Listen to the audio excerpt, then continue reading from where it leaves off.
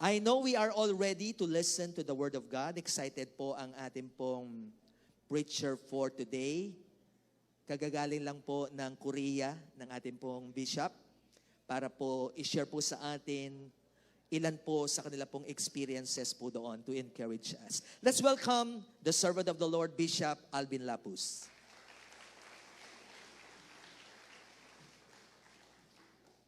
Thank you po. Yung pong palakpak para kay Jesus. Amen. Hallelujah! Woo! Praise the Lord. Amen.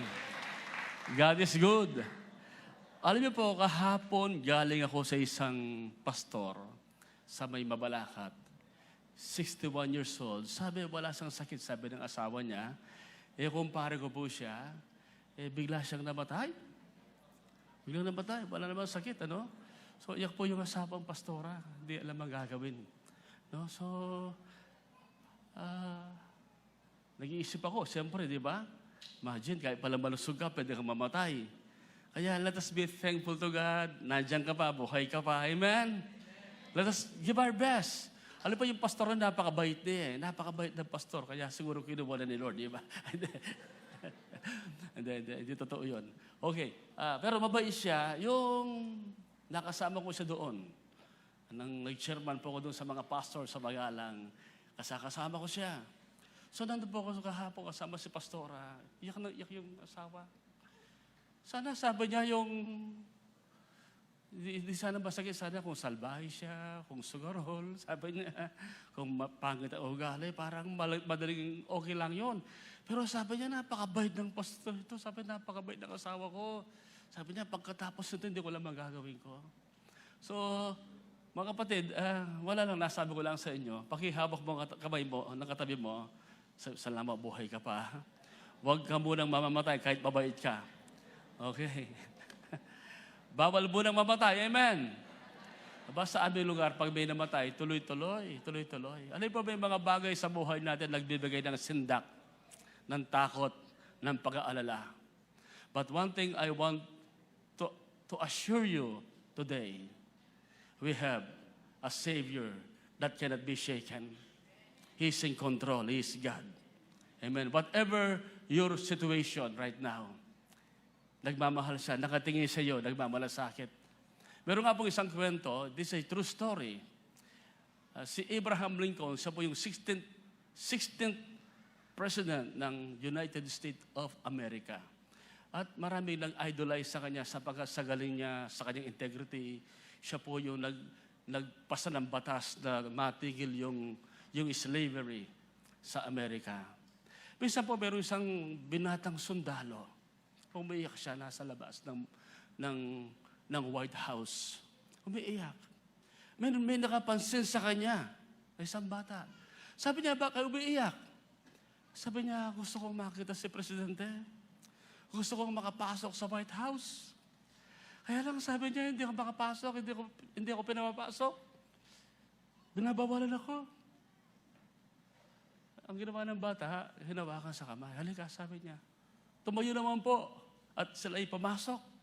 Nilampasan po yung guard post, ano? Hindi ba sila pinansin? And then sila po yung sa may lawn ng White House na sila ay naglakad. At nang papasok na po sa White House, may mga presidential guard nandoon, nakabantay. Para walang nakita, tuloy-tuloy lang sa. Hanggang sila po yung maglakad sa pinaka-hallway ng White House. At hindi sila sinisita. Hanggang yung bata, nandun sa may oval ng presidente, binuksan yung pinto, hindi man kumatok. And then sabi niya, Dad, sabi niya, this young soldier wants to see you.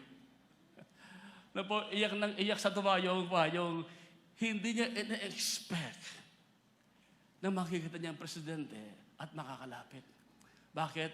Yung palang batang kumuha sa kanyang kamay ay anak ng presidente.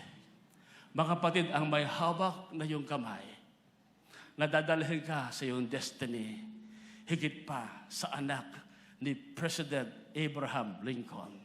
Siya ang anak ng Diyos nakatingin sa iyo, randam ka niya, nakikita niya kanya, maaring nasisindak ka ngayon, nagkakaproblema sa iyong business, maaring nagwo-worry ka ngayon sa iyong health, sapagkat 3 months ka nang may nararamdaman parang bukol, maaring nagwo-worry ka ngayon sa iyong asawa, sa kanyang dinadaan ng pagsubok, o maaring ikaw nagwo-worry ka sa buhay mo. I want to tell you this, my brothers and sisters, we have an unshakable Savior. We can live a life. Yes, may mga pagsubok, may mga problema, but you can live a life of freedom. Whom the Son set free will be free indeed. You can live a life that is more than conqueror. You cannot be defeated, and the enemy is afraid of you. Because through Jesus Christ, we are more than conqueror. Amen. Siya ang ating tagapagligtas. Siyang aalalay sa atin sa lahat ng panahon ng ating mga buhay. Yan ang ating pag-uusapan ngayon. Yan ang ating topic. Kaninang umaga na nagpe-pray ako. Hindi ko alam kung anong mapipreach ko. And then, in-encourage ako ni God. Umayak ako, iyak. Iyak, Lord, salamat. Kasi sabi niya sa akin, in-impress sa puso ko, sabi niya, son, sabi niya, huwag kang mag-alala. Every word that will come out from your mouth, I will honor. Ay, na-encourage ako. Kasi po, kami po, alam niya ni Pastor Phil, Pastor Agleda, mga pastor, kahit may message na kami kung minsan, nagpe-pray pa rin kami. Umiiyak pa rin kasi pwede naman kasing basta lang, i-press mo, di ba? Pero hindi eh. Mga lingkod po kami ng Panginoon. At gusto namin magdala ng buhay, ng pag-asa, ng lakas, ng tatag ang inyong maririnig. Lalo tayong mapalapit sa Panginoon. Amen. Kaya nga, please open your Bible with me. Dito po tayo sa Hebrews chapter 13. Kung atin titignan niya ng buong buod ng Hebrews 13, tumutuko yan doon sa kalugod-lugod na paglilingkod sa Diyos. Pero para magkaroon ka ng kalugod-lugod na paglilingkod, kailangan meron kang assurance, meron kang tibay ng pananampalataya. Kinakakitaan ka ng magandang halimbawa. Kinakakitaan ka ng buhay na pananampalataya. Allow me to read in my Bible sa English Standard Version. We'll be reading in verse 5. Ang sabi rito, keep your life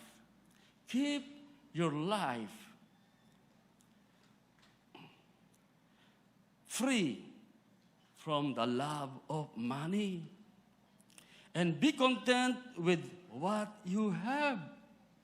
For he has said, I will never leave you nor forsake you. So we can confidently say, the Lord is my helper. I will not fear. What can man do to me? And then, sumigway siya na gusto yung i-encourage at gusto tumingin tayo sa mga leader natin. Kaya napakabigat ng role namin at sa mga naging leader natin. Ang sabi riyan, remember your leaders. Those who spoke to you the word of God. Consider the outcome of their way of life. And imitate their faith. And then, meron siya binagyan na napaka-powerful. It summarizes everything. Jesus Christ is the same yesterday, today, and forever. Palakpakan natin ang Panginoon. Hallelujah! Jesus Christ, our unshakable Savior. Ang sabi nga po sa wikang Pilipino, ang pamumuhay nyo ay dapat walang pag-ibig sa salapi. Alin po talagang napaka-direct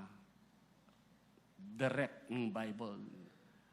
Naalala ko tuloy sinabi ni Pastor Phil, yung kwento nung linggo, yung tinago ang pera, di ba? Kasi yung pera ko baka mawala. Kung ibabangko ko baka mabankrupt, itatago ko na lang, di ba? Kasi aminin na po natin, no? kahit Christian tayo, masaya pa rin na may pera. Di ba? Lalo na sa misis. Di ba? Sino pong gusto ng pera, bibigyan ko. Taas ang kamay. Ang dami pala. Sorry po. Masaya pa rin ang may pera, pero yung tinago ang pera, naamag lang, ano? Pero nabuhay pa rin. Bisan po si Pastor Carmela, kasi lumipat kami ng bahay, after mga 1 year, 2 years, magto 2 years na, may kinuha siyang gamit, mga books. Meron siyang nakita sa books, sa libro namin, pera. Kaya lang 1,500. Yung 1,000, na, obsolete. No? So, tama lang kami. Tama. Hindi na pwede. Sabi niya, obsolete na yung pera. So, mga kapatid, nakita ko doon, kahit hindi namin alam yon, nabubuhay pa rin kami. Di ba? Kahit wala yung pera, mabubuhay ka pa rin. Pero sa'yo na-scam. Sinong na-scam? Taas ang kamay. Wag na po. Pero nga po kumisan, madaling ma-scam ang mga Kristiyano ngayon. Lalo na noon, yung bago yung mga cellphone, may paraffle si GMA. Sabi ko, hindi po totoo yan. Huwag kayong maniwala. Aba, marami pa rin naloloko. Kaya, meron sa inyo na-scam, pero masaya pa rin. Naka-move on pa rin. Bakit? Ang buhay mo, hindi nakasalalay sa pera. Ang buhay natin ay nakasalalay sa pinanggagalingan ng pagpapala, ng pera, ng blessing. Walang iba, kundi ang ating unshakable Savior, the Lord Jesus Christ. Amen? Kaya, sabi mo sa iyong sarili, magkakapera din ako, kahit konti okay lang. Ano ba, problema yung maraming hawak na pera. Tanugin niyo yung mga mayayaman. Problema rin yung pera. Baka kumisan, hindi mo lang po sabi tatago, di ba? Yung katabi ba, maraming pera yan. Kaya, ang tinuro sa atin ng Panginoon, give us this day our daily bread. Pero tayo sigurista, gusto natin na marami tayong hawak na pera. Pero ano sabi yan, ang pamumuhay nyo ay dapat walang pag-ibig sa salapi. Pag-ibig pala. No? Hindi masama ang pera. Huwag nating mamahalin ang pera. Ang sabi niyan, masihan na kayo sa mga bagay na taglay ninyo. Sapagkat sinabi ng Diyos, kailanman ay hindi kita iiwan. At kailanman ay hindi kita pababayaan. Matagal na tayong nabubuhay sa mundo ito. Marami sa inyo, parami pa nga ang pera nyo. Basta wag mong mahalin yan. Gamitin mo yan, pambless. Amen. Malay mo, mag-rapture na. O kaya mag-agera na. Hindi alam. Hindi na po sinormal ang mundo. Hayaan nyo yung pera mo yan, magbigay tuwa sa Diyos, sa gawain. Sa asawa mo. Amen. Sabi nga ng preaching ni Pastor Rico, 5 years from now, after you die, what will happen? Yung magandang mansyon na pinagawa mo, iba na ang nakatira. Yung coaching, hinulugan mo ng 5 years. After 5 years na namatay ka na, iba na nagmamaneo. Diba? Iba na.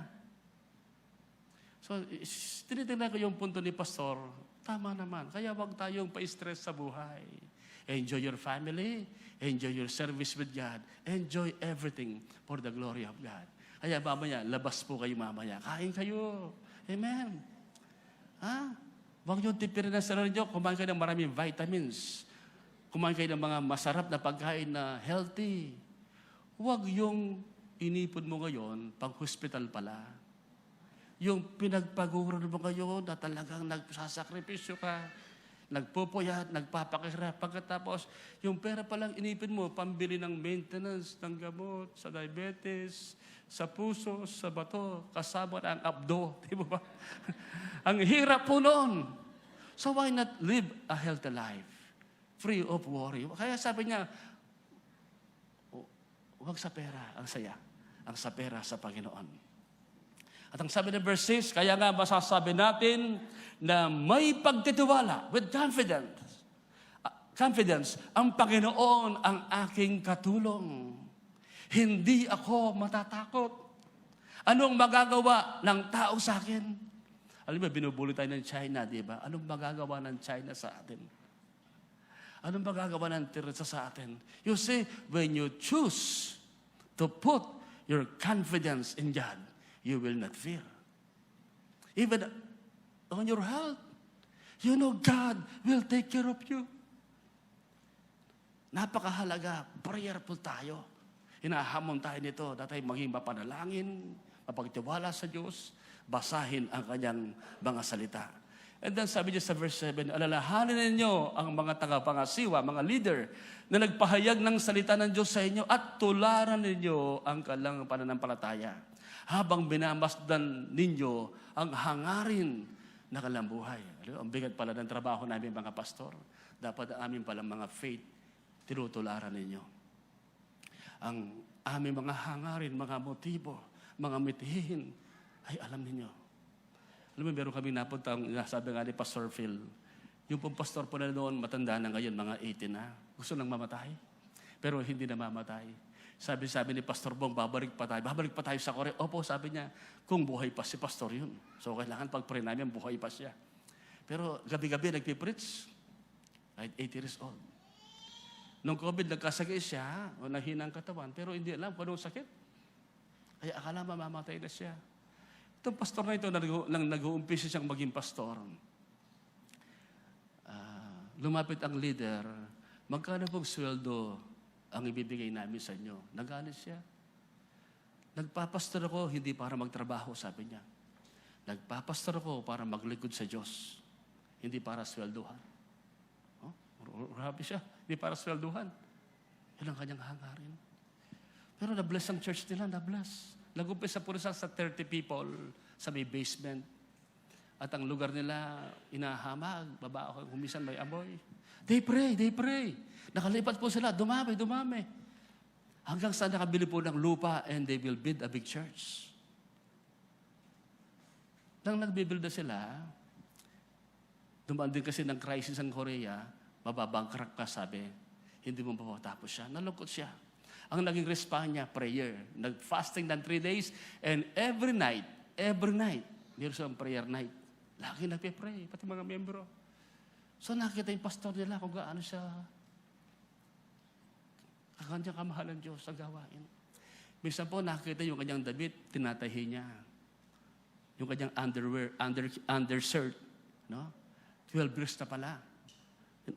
Tinatahi niya.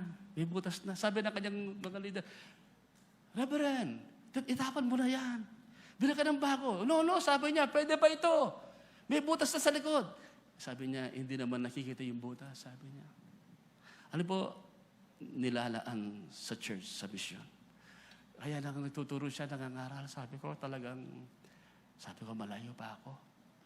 Kung mag-pray po sila, siya nagpe-pray ng minimum ng 8 oras. 8 oras. Hanggang 12 oras. Nang pinapatayo po yung church nila, maraming nagbigay ng sweldo, nagbigay ng lupa, may lumapit, may dalang titulo. Ito po yung titulo ng house and lot namin. Naiiyak siya. Lalo siyang naiyak nang may lumapit sa kanya na sabi niya, Reverend, 2 naman po yung bato ko, sabi niya. Gusto ko pong i-donate yung isa kong bato kasi wala akong maibigay na pera. Ibigay ko yung bato ko. Sabi. Lalo siyang umiyak. At tinanggihan niya. No, God will provide. At then meron namang lumapit. Sabi niya, Reverend, 2 na po yung bato ko, kahit i-donate ko yung isa, makakakita pa naman ako. Lalo siyang umiyak na umiyak. At yung mga member, kinakwento lang sa amin ni kaibigan ni Pastor Phil, si Pastor Choi. Kinakwento niya. Iyak. Ngayon, ang laki ng church nila. Nag-open na mga mission sa Haiti, sa Togo, sa Amerika, sa Pilipinas. No? Ibang klase ang kanyang hangarin at pananampalataya. Matindi po. Pasensya na po, naikwento ko ito. Kaya delikado pa lang magpunta ng Korea, sabi ko. Kasi tinatanong ko, bakit ba yung mga pastor bumabalik-balik sa Korea, yung mga kaibigan namin, ang iba 4 na beses na, ano bang meron sa Korea? Yung pala, panalangin. Pag-ibig sa Diyos. Pag-ibig sa pastor. Grabe. Kaya, kausap ko po yung guide namin na young adult, kami 2 ni Pastor Mark. Then, excited kami sa Korea. Gusto namin sanang makita yung crash landing on you. Sino ba yun? Tinatanong namin sila. Tinatanong, oh, what's that? Sabi niya, oh, famous celebrity crash landing on you. We don't know. Yung pala, laman ng TV. May rebuke na ako na naman. Para sa kanila, worldliness yun. Sabi ko, ito pala. Sila everyday may pray. Sa kanila nagsimula ang Don Watts sa mga farmers sa Korea at napunta sa atin. Kasi laging may banta. Dumaan sila ng Korean War. Bumagsak sa ekonomiya. But after that, hindi sila pumayag. Kailangan may mangyari. They prayed. Bago sila pumunta ng bukid, at least 1 hour nag-pray sila. Kaya ang Korea na-bless. Meron ng Samsung, meron na po silang Kia, at meron pang Hyundai. At maulad ang kanilang lugar. Ano meron sa kanila? Yung mabuting balitang kanilang tinanggap, pinaniwalaan nila, sinabuhay nila. Sabi po, ng pastor, kasi palagi repentance ang pinipreach. Iniisip ko, wala naman rin akong pagsisihan. Nung 2 days na po, nandun na kami sa prayer mountain, talagang hindi ko na mapigilan ng iyak ko. Yung pinunta ko ron, nangyayari. Kaya pag-pray niyo po kami mga pastor, amen. Hindi ko sinasabi na gayain namin sila mag-pray ng 12 oras para hindi ko po kakayanin. Pero pagbabutihan pa rin po namin. Salamat po, hindi kami ginagano ni Jesus Christ. O hindi ka pwede, mababa ka pang mag-pray. No? Salamat sa kanyang biyaya. Pero yung mga pastor natin, mga prayerful naman po yan. Hindi lang namin sinasabi kung ilang oras kaming nananalangin. Pero ang nakita ko doon, hindi lang mga pastor. Mga young people, young adult. At meron doon, gumagano lang, nagpunta ng prayer mountain. Siguro matanda pa kay Mang Norma. No? Nakagano na lang. No? Nagliligod pa kay God. So, naisip ko, delikado pala magpunta ng Korea, mababago ang buhay mo. Kung pupuntahan mo talaga, prayer. At meron kang pinagpipray na makuha. Kung inahanap mo, pasyal, walang mangyayari. So, kaya, nakapasyal po kami, isang araw lang. Kulang pa yung pasyal po namin. Anyway, tingnan lang natin ang resulta. Amen? Ang bunga ng mga mangyayari pa. Kaya, mga kapatid, ang isang comforting truth na gusto kong iwan sa inyo, that Jesus Christ is the same yesterday, today, and forever. He is an unshakable Savior. Kung nakabangon ang Korea, makakabangon ang Pilipinas. Ang kalang Panginoon, ang kalang dinadasalan, ay kamukha ng ating Panginoon na dinadasalan. Pagbutihin lang natin ang ating pananampalataya, ang ating tiwala. Tibayan pa natin ang ating paglilingkod sa Kanya. At meron tayong makikitang kakaiba sa Pilipinas. Alam po, pang number 9 sa ranking sa economy ang Korea. Ang Pilipinas, kabilang sa third world country. Ngayon, baon tayo sa utang ngayon. Hindi lang billions, hindi lang trillion. I don't know what will happen. And may God have mercy on us. Kasi ang panahon natin, kung hindi natin seryosohin, titibayin ang ating pananampalataya, ang ating paglilingkod, ang ating tiwala, walang pupuntahan ng bansa natin. Mismong kababayan natin, binibenta tayo. Actually, nakakahiya. Minsan nagmi-meeting kami ng mga bishop, kamakailan. Nag-CR po ako, sabi ng mga bishop na kasabay, sabi niya, sikat ang Pampanga ngayon, sabi. Medyo natuwa ako, sikat ang Pampanga. Sabi po ng mga pastor, nandun kami sa may Shangri-La, no? Nag-uusap. And then, habang iniisip ko sikat ang Pampanga, saan ba sikat? Meron bang revival? Meron bang nangyayari matindi? Ang naalala ko yung mayor. Ang bumalik sa akin yung mga sugal, yung mga pogo. Naku, sabi ko, yung pala ang sinasabi lang sikat ang Pilipinas na may Chinese na hindi Pilipino na naging mayor at hindi mahuli-huli.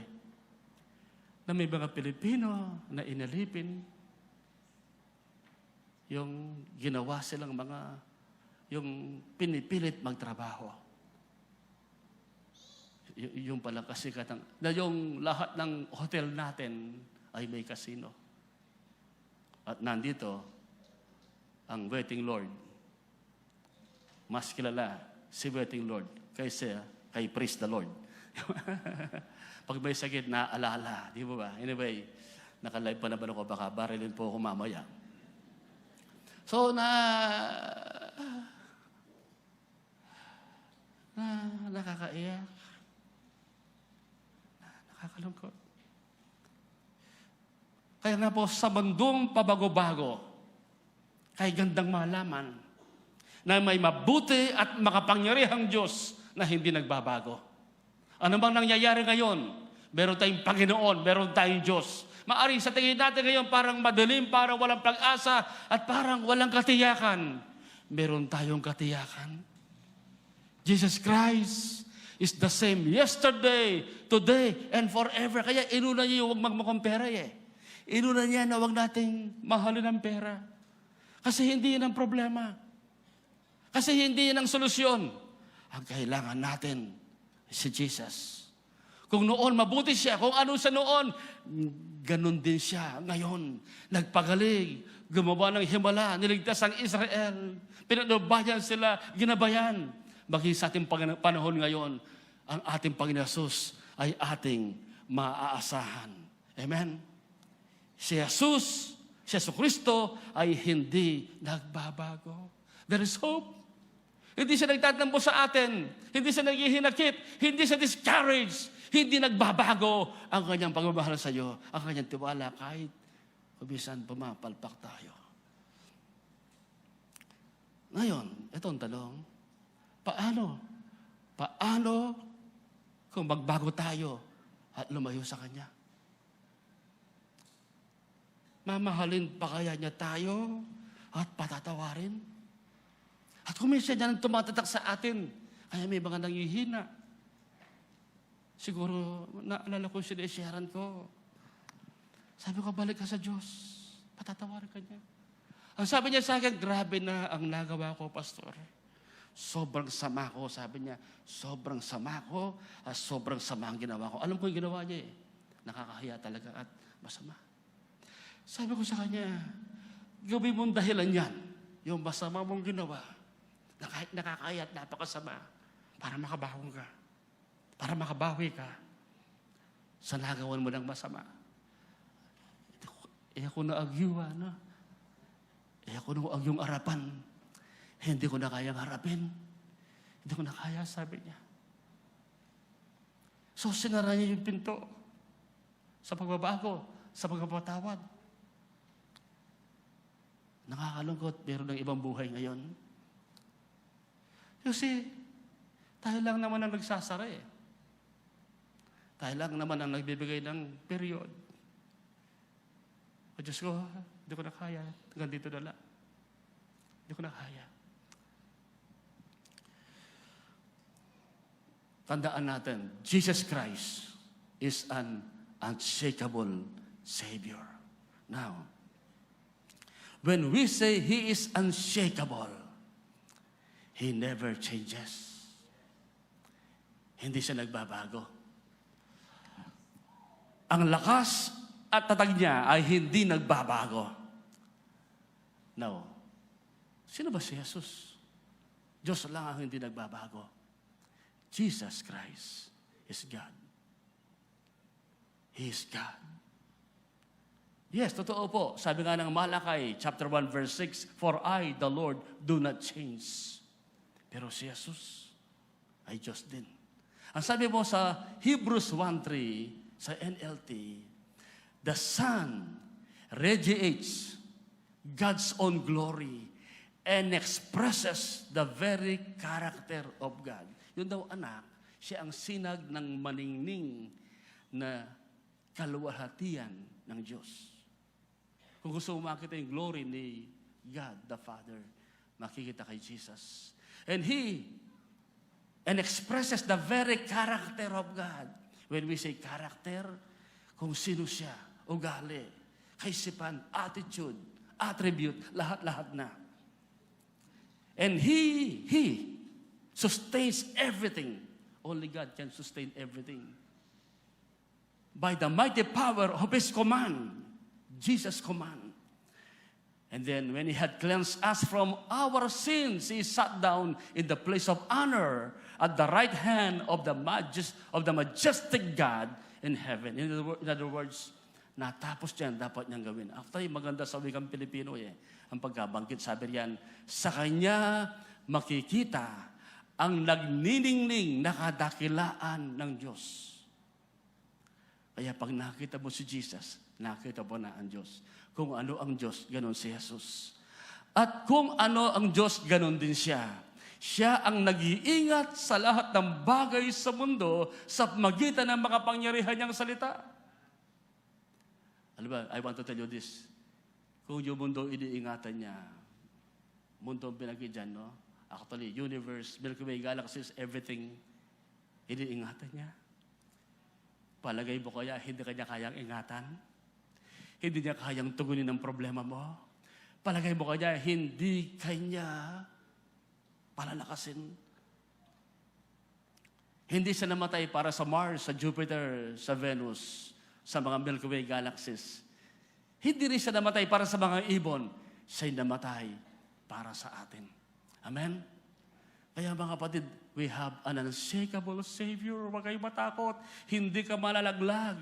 Hindi ka mawawala sa Panginoon sapagat siya ang nag-iingat sa atin. Yung kanyang kapangyarihan. Ang ganda ng illustration ni Pastor Phil kamakailan, di ba? Yung ating Sunday service, yung we pursue godliness. Ba't may mga umihila sa atin? Umihila. Sabi nga ni Pastor Phil, isa pa lang ang umihila. Paano kung marami na? And thank God. Yes, nakahawak tayo kay God. Pero mahina kumisa ng ating hawak. Pero nga sa ating kamakailan, bumitaw. Bumitaw sa hawak. Buti na lang, nakayakap siya sa atin. Iingatan tayo. Hindi ka niya pababayaang mapunta sa impyerno. Hindi ka niya pababayaang matalo ng pagsubok. Hindi ka niya pababayaan na malugbok ka sa kasalanan, sa kabiguan. Hawak ka niya. Kung tayong may hawak, matagal na tayong nawala. Siya ang may hawak ng lahat ng bagay. Pati buhay mo. At ang ating relasyon, hindi nakabase sa atin. Nakabase sa kanyang ginawa doon sa krus para sa atin. Amen.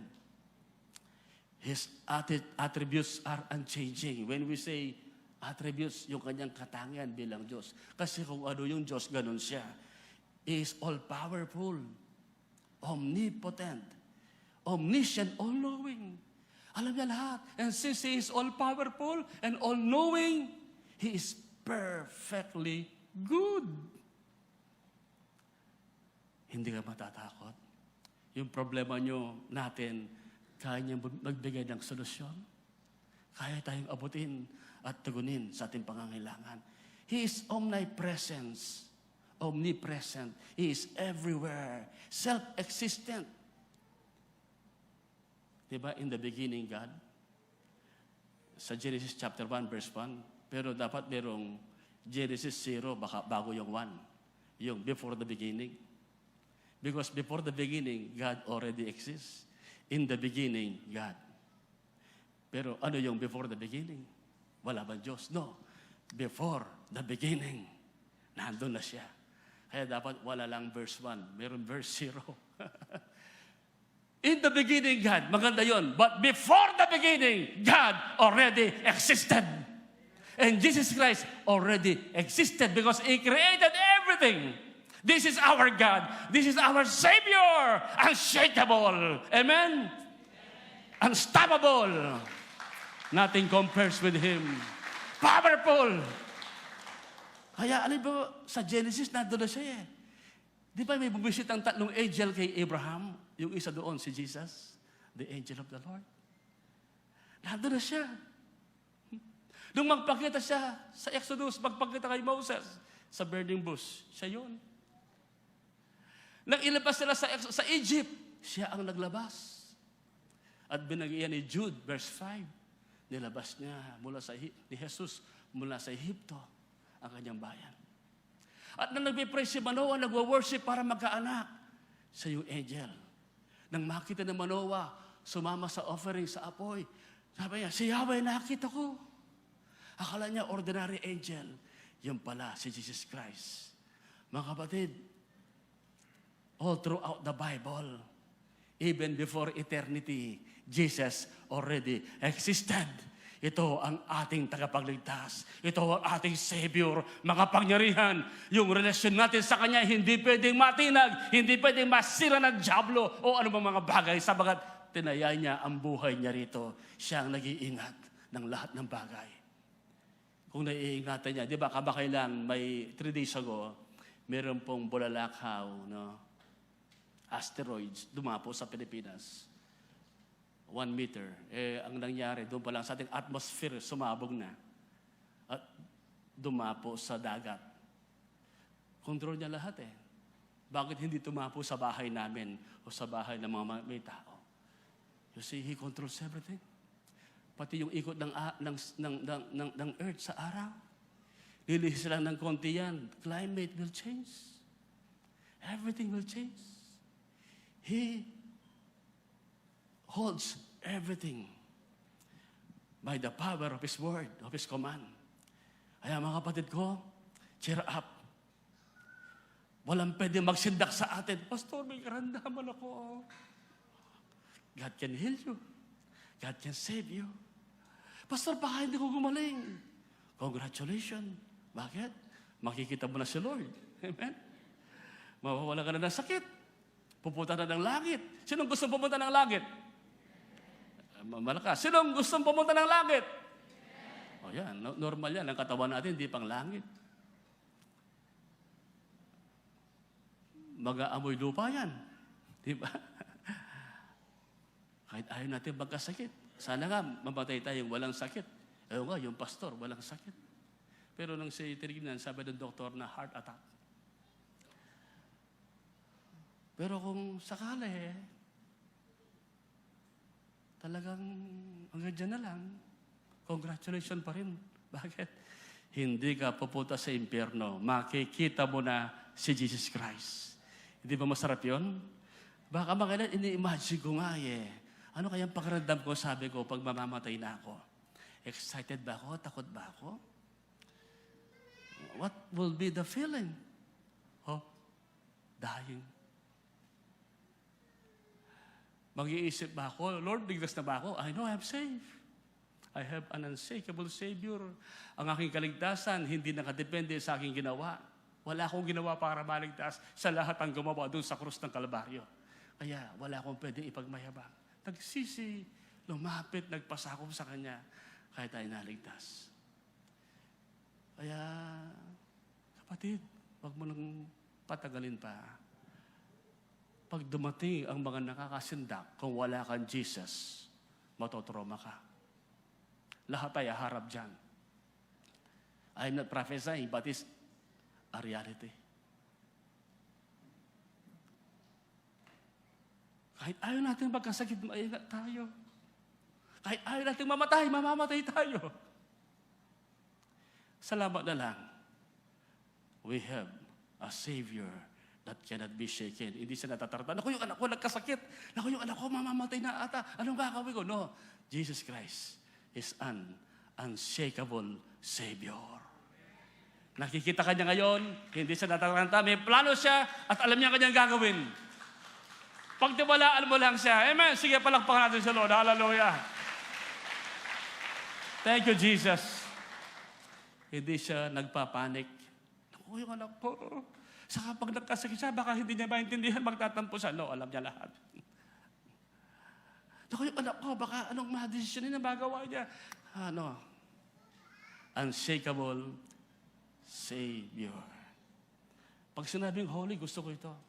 Many of us are afraid of God's holiness. Tama naman yun. But what if God is not holy? Delikado. Pwede siyang mandaya, pwede siyang magsinungaling, pwede siyang makagawa ng injustice. pwede siyang makagawa na lalabag sa kanyang character.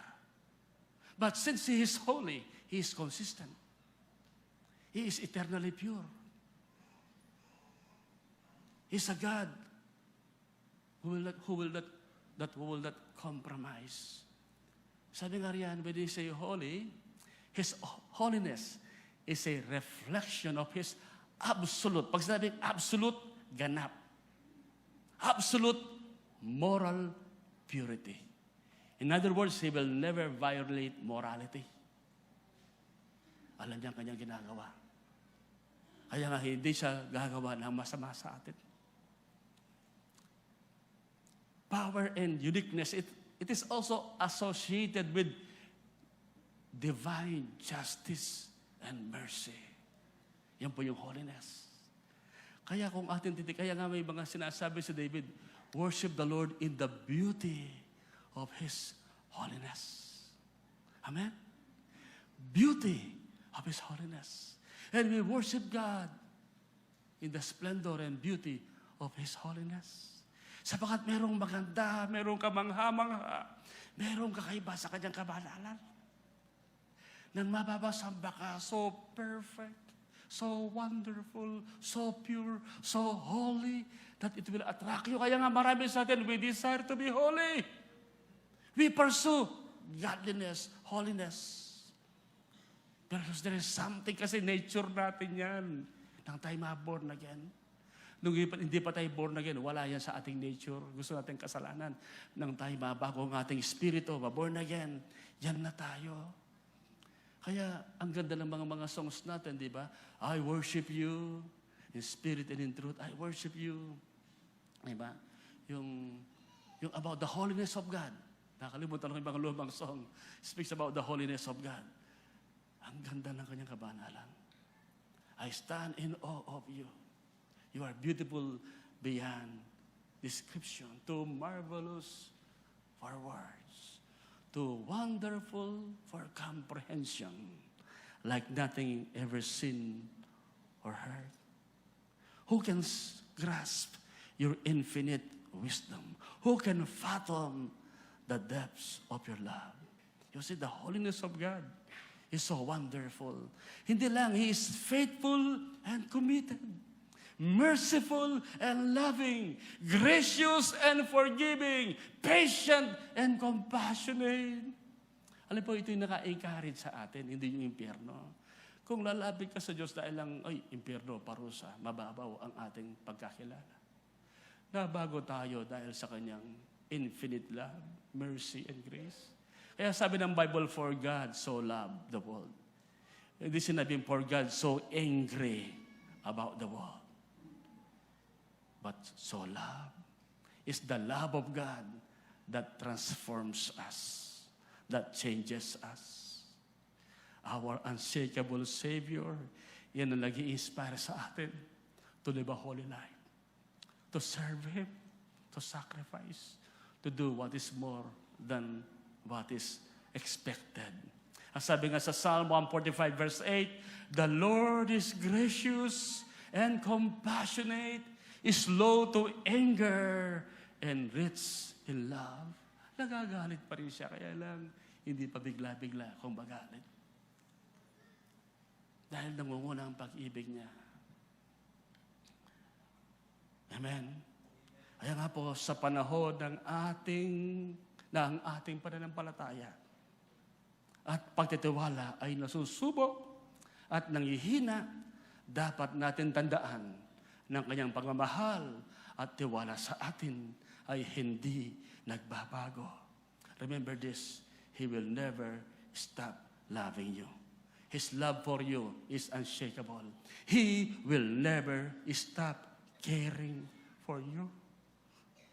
And He will never stop praying for you. Kaya, nang si Peter, nang nag-fail si Peter, sinabi ni Jesus Christ, pray kita, Peter. You will fail, you will fail. Pero I pray, sabi niya, babago kang muli. Alam ni Lord, mag-fail ka. Alam ni Lord, magkakasala ka pa. Alam ni Lord, papalpak ka pa. Pero pray ka niya. He will never stop praying for you. Sabi ng Hebrews 7:25, He ever lives to make intercession for us. Unshakable. Hindi siya shaken pag ikaw ay pumalpak. Hindi siya natataranta, nagwa-worry. Paano na yung ito, baka mawala, no? Even when we fail, mahirap isasabihin ko, hindi ito parang okay sa ating pagiging religyoso. Kasi tayo, gusto natin, meron tayong contribution sa lahat ng ating ginagawa. Pero yung ating contribution kulang. Sabi nga, malabag mo lang yung isa, yung 10 utos, nalabag mo na lahat. Kaya sabi niya, even when we fail and we are at the worst condition of our lives, it is so comforting to know that Jesus Christ will never give up on us. Hindi tayo bibitaw. Minsan gusto mo nang bibitaw, anak, nandyan pa rin ako. Parang si Peter, parang yung prodigal son. Naghihintay. Sabi nga sa 2 Timothy chapter 2, verse 13, if we are faithless, sa iba, unfaithful. If we are, pag sinabi faithless, wala ka ng faith, he remains faithful or full of faith, for he cannot deny himself. Naniniwala pa rin siya. Kasi ang pag-ibig hindi nagpapadiscourage. Ang pagmamahal hindi bumibitaw. Ang pagmamahal laging naniniwala. Laging nakikipaglaban. Laging nag-expect ng maganda.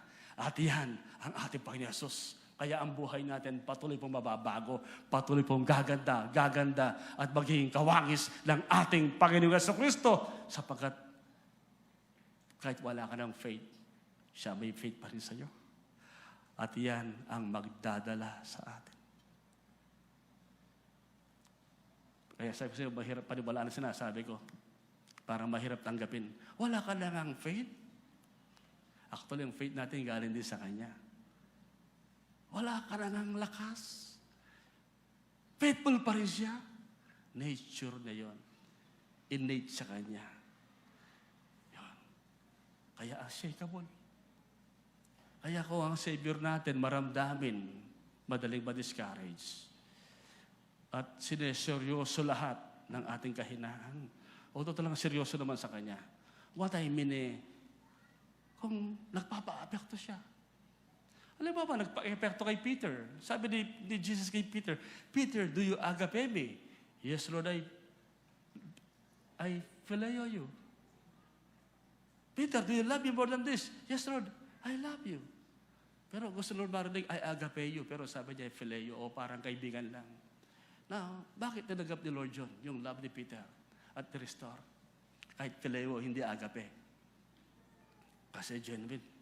Totoo, yung love. Marami sa atin, kung atin titinan, hindi pasado yung love natin, kulang. Sa tiles lang, natitisod tayo, di ba? Ha? Sa gawain lang, nalilate tayo. Sa ibang bagay lang, pinagpapalit natin ang pagsamba.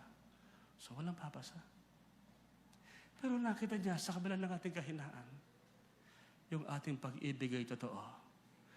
Genuine. Natutuwa siya. Kaya na-restore si Peter. Kahit hindi siya perfect, pero genuine ang pag-ibig mo kay Jesus. I-restore ka niya. Alam niya yan. We love because He first loved us. Nakakaya nating magmahal at ibigin siya sapagkat siya ang unang umibig sa atin. Actually, pag-ibig pa rin niya ang binubuhos sa atin. Katapatan pa rin niya, hindi yung ating katapatan. Ano ba kapatid? Ba ito ang word ng Lord? Marami hindi na excited maglingkod. Hindi excited mag-pray. Nahihiya kay God. Diyos ko, nandito naman ako nagkasala. Huwag na nga ako magsimba. Huwag na akong maglingkod. Huwag na akong mag-pray. Kasi hindi naman ako tapat, Lord. Pagkakasala na naman ako ulit. Tatanggapin ba natin yun? Kaya nga si Lord, anak, hindi ka man tapat ngayon. Lapit ka pa rin, lapit.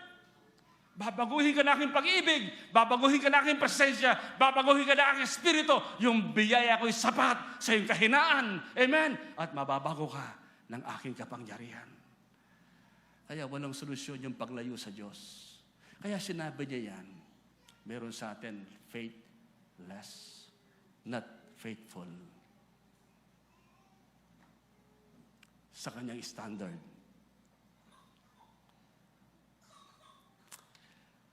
Okay.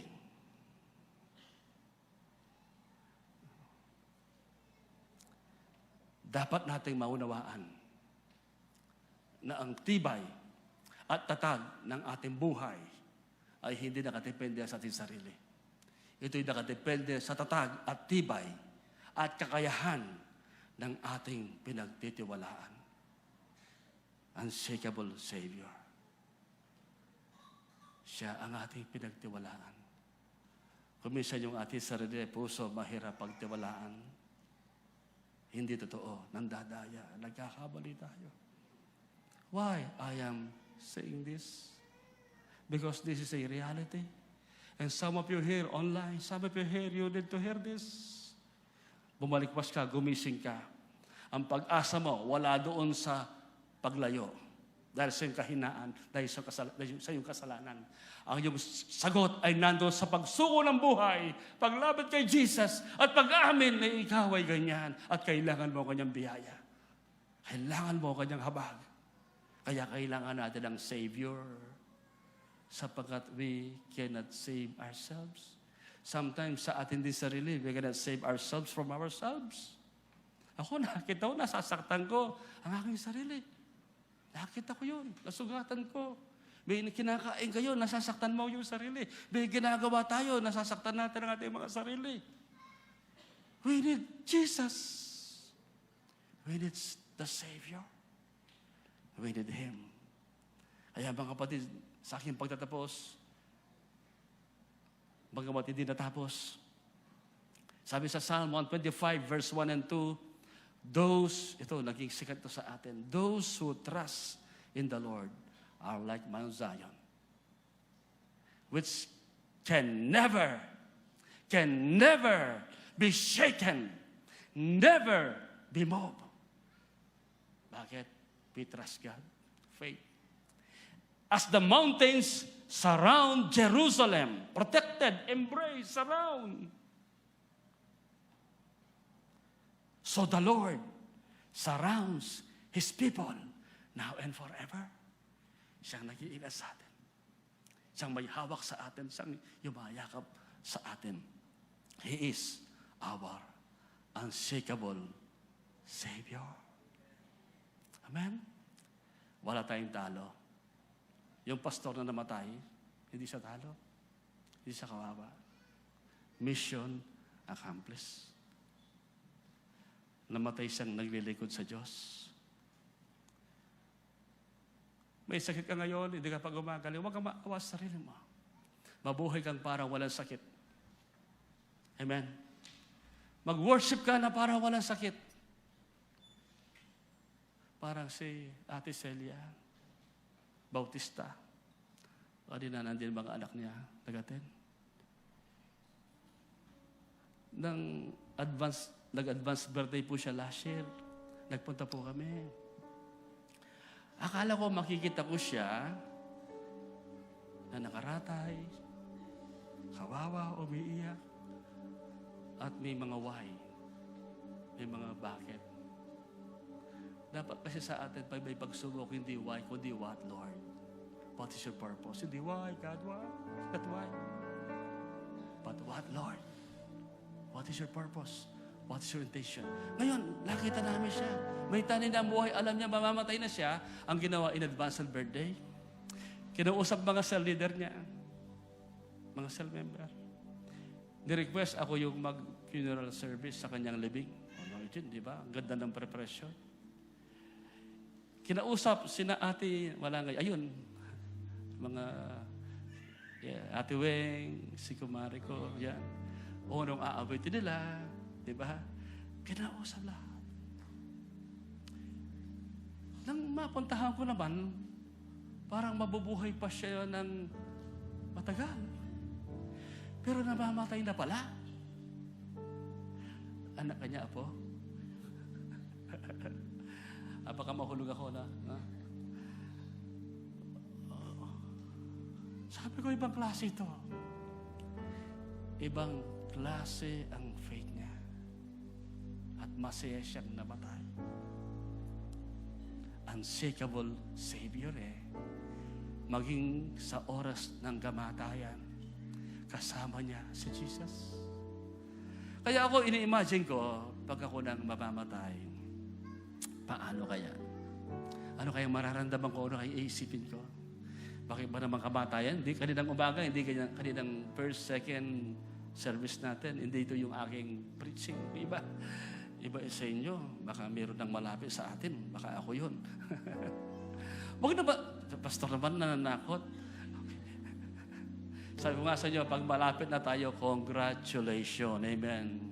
Makikita na natin si Lord. Goodbye na sa limited na buhay.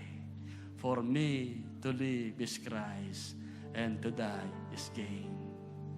Pero pakisabi sa katabi, huwag ka munang mamatay, please. At pakisabi sa iyong sarili, ikaw rin pag namatay ka, papatayin kita. Alam mo, nang nandun ako sa libing, hindi yung patay ang malungkot. Hindi yung patay ang nag-i-struggle. Yung asawa mo may iyak. Actually, sabi sa akin ng asawa ng pastor, noon pa po, sino po magpapastor? Sabi ko, kayo po ba? Actually po, pastor, sabi niya, madalas pinapagalitan niya ako. Pinagpipreach niya ako. Ayaw kong mag-preach. Sabi niya, kaya mo. Yung pala ito, sabi niya. Yung pala ito, bigla siyang mamamatay. Sana kung salbahe siya, kung masama siya, masaya ako na siya mamatay, sabi niya. Okay lang, sabi niya. Pero napakabayot niya. Sabi niya, napakabayot. Kilala ko yung pastor, kaibigan ko, pare ko. Pero nakita ko yung kawawa, hindi yung namatay. Ang kawawa yung naiwan. Siya, tapos na graduation. Mga kapatid, ano man ang season sa buhay natin, ano man ang panahon, ano man ang sitwasyon mo, huwag kang matakot. Kamukha ni Ate Celia, parang wala kang sakit. At pag alam mo malapit ka na mamatay, mag-abiling ka na. Naku, baka makamatay ko yung mga pera ko doon sa aparadola, nandoon kunin mo, 100,000 yun. O yung aking insurance ready mo. Huwag mo nang pahirapan ang mahal mo sa buhay. Saan kaya tinago yung mga pera ng asawa ko ito? Kasi galing niya magtago. So, yung mga nasa bangko mo na mga naka-time deposit, sakali ito Para yung kuya ko, yung kapatid ko, Alvin, sabi niya, pagawa ka ng kasulatan na itong lupa binibigay ko sa iyo. Hindi, huwag mo isipin niya. Hindi, sabi niya, masakit na. Gawa ko ng kasulatan, affidavit mo. Ito, binibigay ko sa iyo yan, Ganyan sabi sa akin. Hanggang ngayon, di pa gumagawa. Pero buhay pa naman siya, buhay pa. Hindi, mahirap mahirap. Anyway, iba yung ending natin, Kuya Nat? So, mga kapatid, maging transparent tayo, magbago na tayo. Amen. Magbalik loob sa Diyos. Si Jesus Christ. Hindi siya mahirap na Panginoon. Namatay siya para sa atin. Mapapabuti tayo. Hindi tayo mapapasama. Tayo po lahat ay tumayo na. Awitin natin ito. Kailan pa? Ay yung kanina natin. Ikaw lang ang pag-asa ko. Tanging ikaw ang buhay ko, Jesus. Kahit ako'y nangangamba, basta't ikaw ang kasama, panatag na.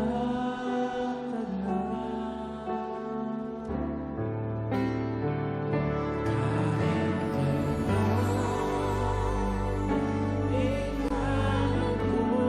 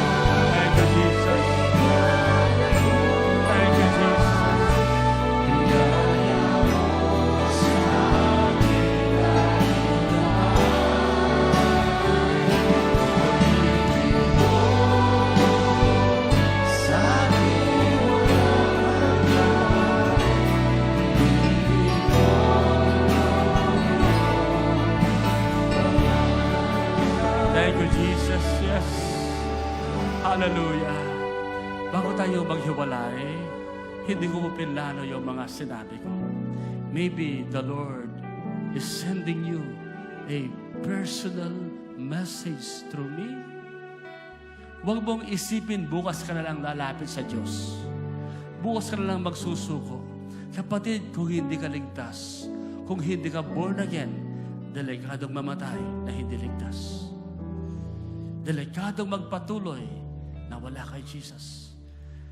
Habang tayong lahat nakapikit, kung hindi ka pa sure, sa mga nasa online, hindi ka pa sigurado na napatawad ka na ikaw ay nagsuko na ng buhay at tumanggap kay Jesus. Taas mo yung kamay, sige. Itaas mo yan kay Jesus.